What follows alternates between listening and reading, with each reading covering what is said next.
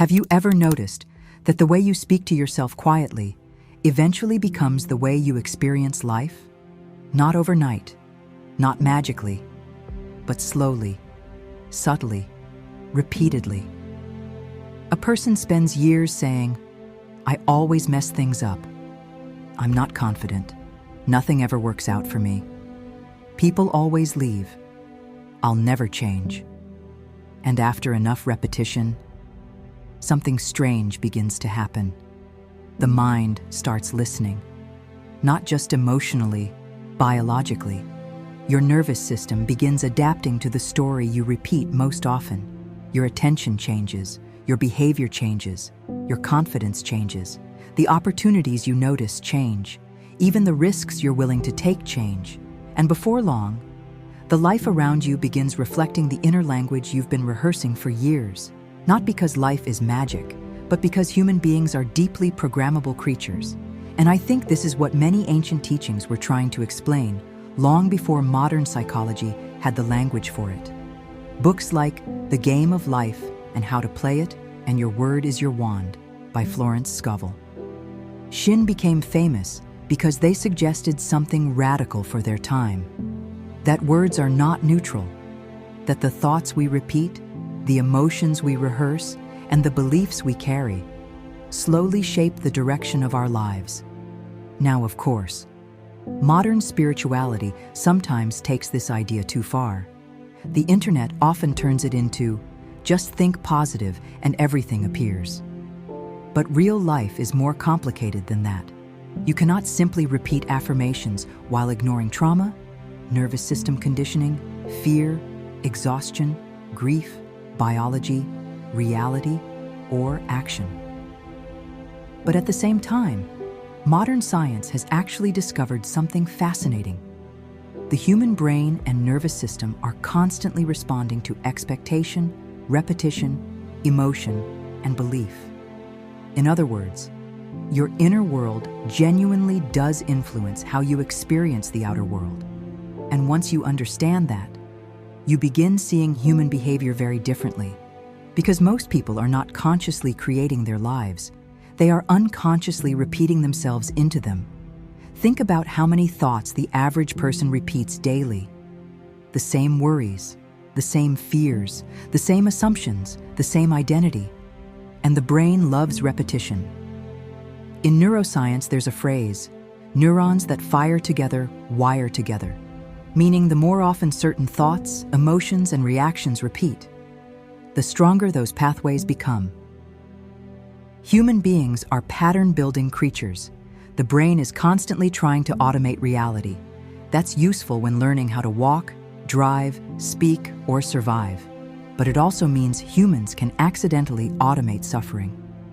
A child repeatedly told, "You're difficult," may become an adult who believes they are difficult. Someone betrayed repeatedly may begin expecting betrayal everywhere.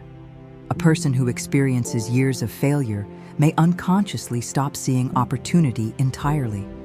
Not because opportunities disappeared, but because hopelessness changes perception. And this is where Florence Scovel Shinn's ideas become surprisingly modern. Because underneath the old spiritual language, she was pointing towards something psychologically profound. Human beings eventually become what they repeatedly rehearse internally. Your words become emotional states. Your emotional states become nervous system patterns. Your nervous system patterns influence behavior. Your behavior influences outcomes. And eventually, people begin calling this personality or fate, without realizing how much of it was conditioned over time. This is why two people can walk into the exact same situation and experience it completely differently. One person sees possibility. The other sees danger. One sees opportunity. The other sees rejection before anything has even happened. One tries. The other gives up before beginning.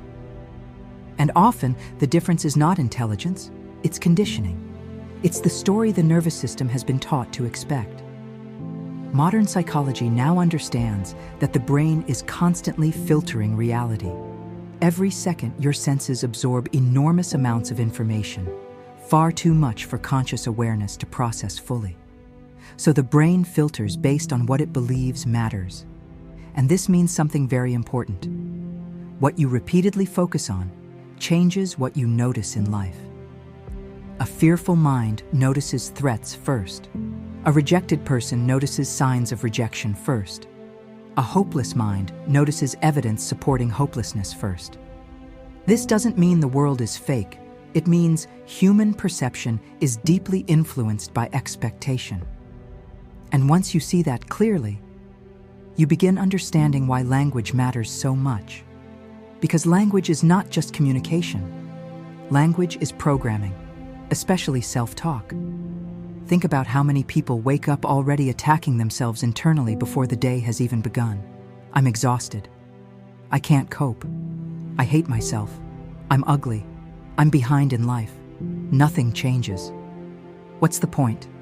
And again, this is not about toxic positivity. Pain is real. Trauma is real. Depression is real. Fear is real. Pretending otherwise helps nobody. But there is also a difference between honestly experiencing pain and unconsciously building an identity around suffering forever. Because eventually, the brain begins protecting the identity it knows best. Even painful identities can become familiar. And humans often cling to familiarity more tightly than freedom. That's one of the strangest things about being human. Sometimes people do not fear failure most. They fear becoming somebody different. Because change threatens identity. If someone has spent 20 years telling themselves, "I'm not lovable," then genuine love can feel uncomfortable. If someone has lived in chaos for years, peace can feel suspicious. If someone has spent their life expecting abandonment, healthy relationships may initially feel unsafe. The nervous system adapts to what is familiar, not necessarily what is healthy. And this is why healing is not just intellectual. You cannot simply logic your way out of deeply conditioned emotional patterns. The body must learn safety too. The nervous system must experience repetition too. And this is why words matter more than people think. Because every repeated sentence is reinforcing something internally. Not instantly, not magically, gradually, like water carving through stone. This is also why placebo effects fascinate scientists so much, because the brain's expectations can genuinely influence biology. Now, placebo does not mean fake. That's a huge misunderstanding. The placebo effect demonstrates that belief, expectation, and nervous system state can influence pain levels, healing responses, stress hormones, and perception. In other words, the mind and body are not separate systems. They are constantly communicating. And ancient teachings understood this intuitively long before brain scans existed. Different cultures used different language: prayer, affirmation, mantra, spell, intention, meditation, blessing. But many were pointing toward the same underlying truth. What humans repeatedly feed internally begins shaping them externally. And honestly, modern advertising understands this too.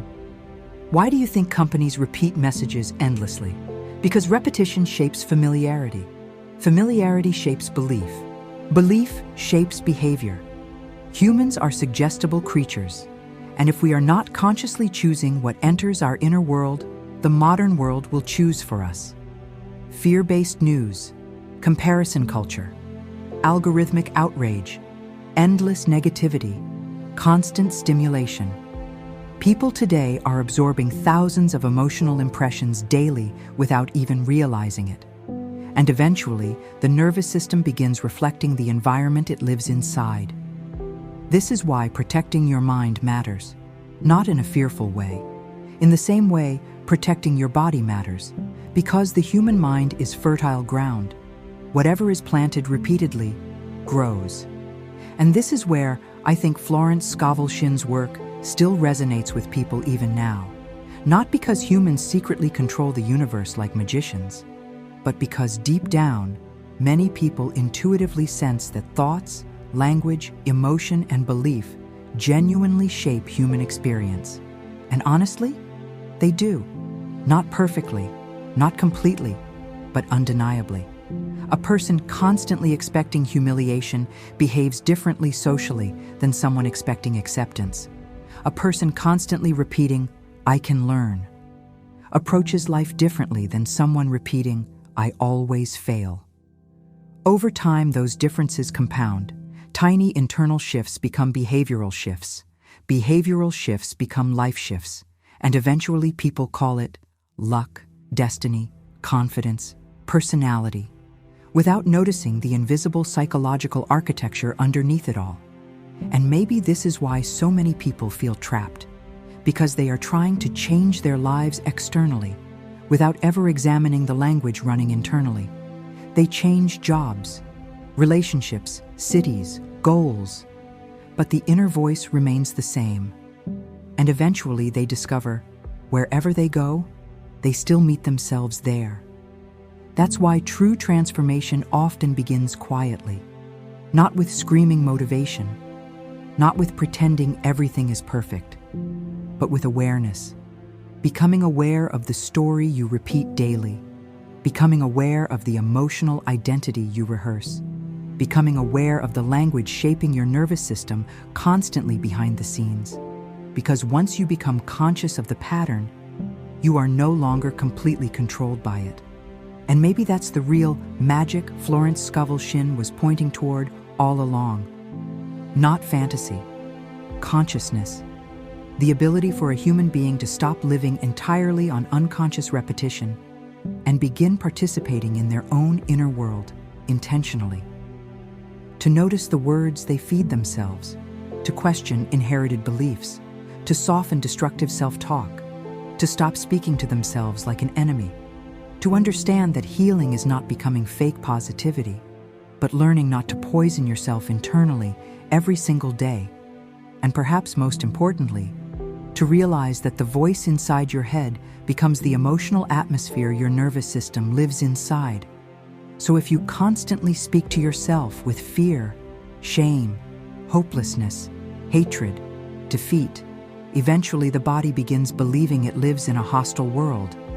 But if slowly, gently, consistently, you begin speaking to yourself with more awareness, more compassion, more possibility, the nervous system begins changing too. Again, not overnight, like all real things in nature, gradually. And maybe that is the deeper game of life, not controlling reality, but learning how much influence your inner world quietly has over the way you move through it. Because human beings are not just thinking creatures, we are storytelling creatures. And the stories repeated most often internally eventually become the lives many people experience externally. So maybe the question is not, what is life doing to me?